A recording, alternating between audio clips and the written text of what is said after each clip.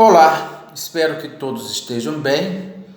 Talvez vocês já saibam da notícia, o MEC determinou que as aulas presenciais retornem nas universidades públicas em todo o Brasil a partir do dia 4 de janeiro. As instituições federais, as universidades e os institutos, parece que farão uma reunião hoje para avaliar essa determinação do MEC.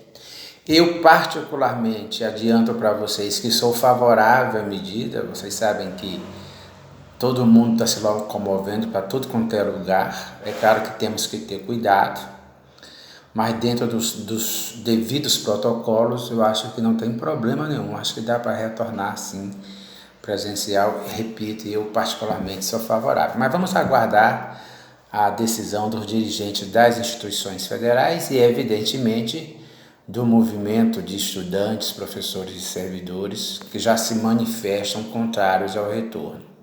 Em todo caso, enquanto isso não é decidido e enquanto janeiro não chega, continuemos, portanto, aí os nossos bate-papos sobre o nosso conteúdo.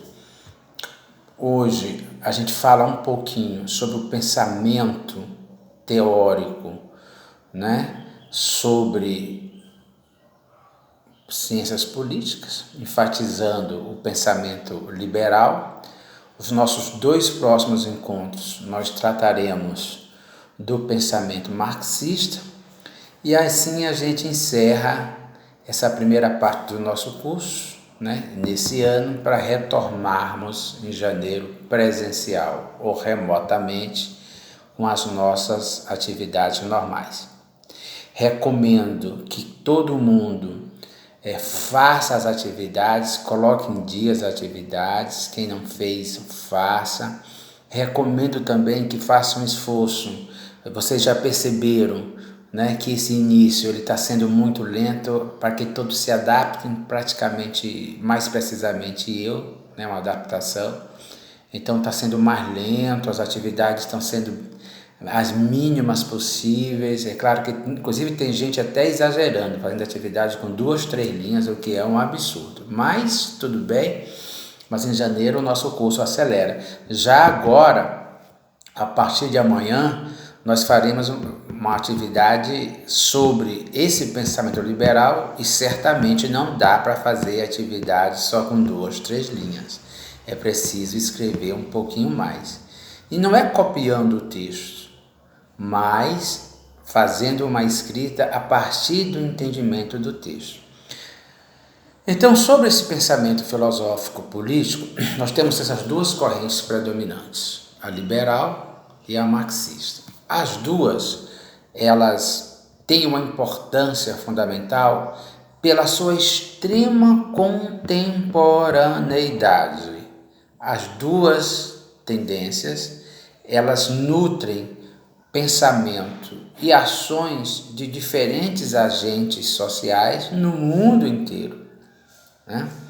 Evidentemente, predomina o pensamento liberal, porque, em regra, ele se institui nessa esfera de poder, portanto, eu estou falando de poder político, da ação do Estado. Então, nós temos um ou outro Estado, nação no mundo que se orienta por uma perspectiva marxista. Ainda assim, alguns dizem perspectiva revisionista. Cito em particular aí o caso da China e o caso de Cuba, que se orientam em regra pelo pensamento marxista, mas que passam por processos internos de mudanças que se aproximam cada vez mais das forças de mercado, portanto, do pensamento liberal. Então, em regra, o pensamento liberal ele se institui naquela esfera que a gente chama de sociedade capitalista. A base da sociedade capitalista é o pensamento liberal. Logo, aonde nós temos sociedade capitalista, onde nós temos o Estado-nação, esse Estado-nação ele se rege por esse pensamento liberal. E como é que surge esse pensamento liberal? Ele surge, e isso vocês verão com mais devagar aí no texto, em torno do século XVII e XVIII, pensamento filosófico inglês e francês, que nós temos aqui alguns autores, né, que vêm nesse percurso histórico sendo lidos, analisados, sendo trazidos para o contexto de análise de conjuntura como os fundadores desse pensamento filosófico. Aí vocês aí no livro encontram na sequência, né? A sequência, o Hobbes, o Locke, o Montesquieu e o Rousseau, né? São autores, né? E quando ministrava aula no programa de mestrado e doutorado em políticas públicas em Teresina, asseguro para vocês que são autores que eram lidos em sala de aula para compreender mais e melhor a conjuntura, né, contemporânea, né, as relações sociais contemporâneas. Então, não desqualifique dizendo são autores do século XVII ou XVIII. Não, são autores extremamente atuais para compreender as relações sociais no mundo. Pois bem, esses autores, eles são responsáveis pela construção desse pensamento liberal, que tem como base, né, um pressuposto teórico, metodológico, filosófico, que é o direito natural ou o justnaturalismo. Esse direito natural, ele se assenta em algumas prerrogativas intrinsecamente subjetivas do homem. Portanto, ele se assenta, né, no indivíduo e na sua relação com os outros, né, a partir da razão, movimentando-se, portanto, a partir do seu interesse. E esses interesses estavam assentados nessas necessidades naturais em relação com a própria natureza, né? Então, há um pressuposto por trás disso que o homem vivia, né, não de forma isolada, mas se movimentava nas relações a partir do seu interesse individual. Os interesses individuais, portanto, que determinavam, né, a sua capacidade de se relacionar com o outro. Não é necessariamente o isolamento, né, porque o homem não se constitui de forma isolada, ele se constitui, né, num grupo. Agora, a forma de relacionar nesse grupo era a partir dos seus interesses. E esses interesses tinham como base, portanto, necessidades naturais. Por isso que no pensamento liberal é fundante o princípio da igualdade, da liberdade e da propriedade privada, né? Então, essa igualdade, liberdade e propriedade nasce, portanto, numa defesa intransigente de sobrevivência e, portanto, do direito à vida. Então, a vida aparece, né, como um direito primordial, a igualdade, a liberdade e a propriedade. Bom, evidentemente, não dá, para esses pensadores, né, esse estado de natureza, como já disse, mediada pela razão, pelo interesse do indivíduo, vai trazer alguns problemas para a própria sociedade, né? Porque esse estado de natureza, para alguns dos autores, era um estado em que a sociedade vivia em permanente conflito. E em razão desse conflito, né, desses interesses individuais, num dado momento histórico, esses interesses individuais cedem espaço para que um ente maior se sobreponha sobre esses interesses individuais, trazendo, portanto, resultados mais coletivos. Então, esses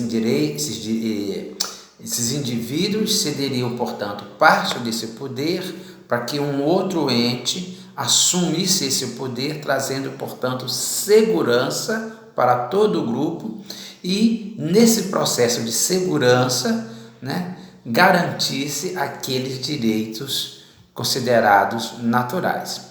Então, esse estado chamado estado de guerra, ele se afasta, portanto, do contexto da relação social para que se assuma um outro estado, né, apareça um outro estado, que é o estado de direito, né, em que o Estado vai começar a reger as relações sociais. Então, essa perspectiva, todos perdem um pouquinho para que todos pudessem coletivamente ganhar esse amparo e essa proteção na perspectiva né, mais geral.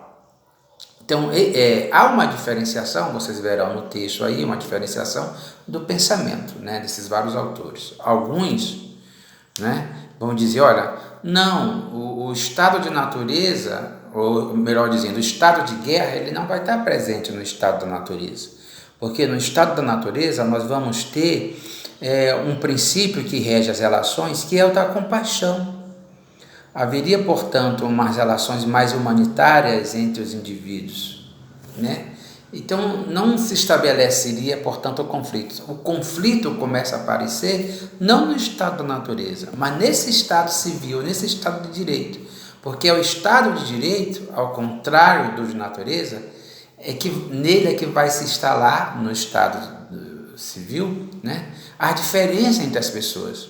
E surgindo essas diferenças, surge, portanto, os conflitos. Então, o que traz a guerra não é o estado da natureza. Nele haveria compaixão entre as pessoas, né? É o estado civil, portanto, esse estado de direito é que vai trazer as guerras, os conflitos, porque nele se institui a desigualdade entre as pessoas. E uma das grandes contribuições desse pensamento é que ele se baseia, digamos assim, pela primeira vez esses autores, nessa sequência aí que eu já falei para vocês, né? Hobbes, Locke, Montesquieu, Rousseau, eles vão trazer uma diferença bastante nítida entre sociedade civil, né? Estado, a esfera pública e a esfera privada, que são estruturas, categorias largamente utilizadas até hoje em todos os estudos, né? Mesmo na área de vocês, que são uma área constituída de conhecimentos mais precisos, né? Essas categorias aparecem como categoria de análise sobre os diferentes objetos da administração, né? O que se dá no âmbito privado, o que se dá no âmbito público, na sociedade e nas estruturas de poder, né? Então esse pensamento liberal, ele parte do pressuposto, portanto, que num dado momento histórico os indivíduos resolveram fazer um contrato social. E nesse contrato social, né, assumiria como produto dele a figura do Estado, e esse Estado que teria, portanto, as condições para assegurar, né, de forma mais universal esses direitos considerados por eles naturais, precisamente, né, a liberdade e a propriedade. E esse Estado que se sobrepõe sobre a vontade para garantir segurança a todos, nesse Estado, portanto, as pessoas abririam mão dessa parte do poder para que seus interesses passassem a ser representados pelo Estado. Então, também nesse pensamento liberal surge a ideia da representação popular, né? Então, o povo se faz representar, os desejos e o interesse do povo se faz representar pelo Estado, que agiria, portanto, em nome dessa segurança para todos, né, em nome da garantia desses direitos para todos, né, concretizar-se esse desejo e essa vontade popular no seio da sociedade. Como vocês percebem, né, esse pensamento liberal, ele é muito próximo de nós, né, porque ele lega a partir do século XVIII, realmente quando ele se institui quanto força não só de pensamento, mas ele também vai ganhando a prática nas relações sociais. E ele se institui, como já dito, por uma grande força de poder, né? Porque os estados começam a incorporar essas questões. Evidentemente, no século XIX, né, nós vamos ter uma certa ruptura, embora partindo daí do pensamento liberal, com esse pensamento mais clássico, né? Nós já vimos lá no começo do texto uma coisa importante, que era a visão da sociedade por Aristóteles, né? E que esses pensadores liberais, lá do início, de certa forma, endossam, que é a questão da democracia, né? Havia um pressuposto de que as relações democráticas elas constituiriam, ao contrário do que se tem hoje, né, uma sociedade em que um grupo pequeno tentaria impor, né, o seu desejo sobre os demais, né? Portanto, diferente dessa noção que a gente tem hoje, né? Mas essa questão da democracia, que começa a ganhar corpo a partir do século XIX e vai se configurar como uma grande determinante no século XX, sobretudo as relações democráticas de direito, elas têm como esse pressuposto esse pensamento liberal, né? Que é o da representação, dos direitos universais, né? De assegurar, portanto, esses princípios balizadores da democracia, que é a participação, a representação, assegurar os princípios balizadores da sociedade liberal, portanto, da sociedade capitalista, que é a propriedade, a liberdade e a igualdade. Então, com isso, a gente finaliza aí uns breves comentários sobre o pensamento liberal. No nosso próximo encontro, eu espero que seja, de fato, um encontro online, para que a gente possa, inclusive, eu pedi que vocês, aqueles que se sentissem à vontade, ligassem as câmeras para a gente poder conversar um pouquinho mais. A gente fala um pouco sobre o pensamento marxista, tá bom? Até lá, um bom final de semana.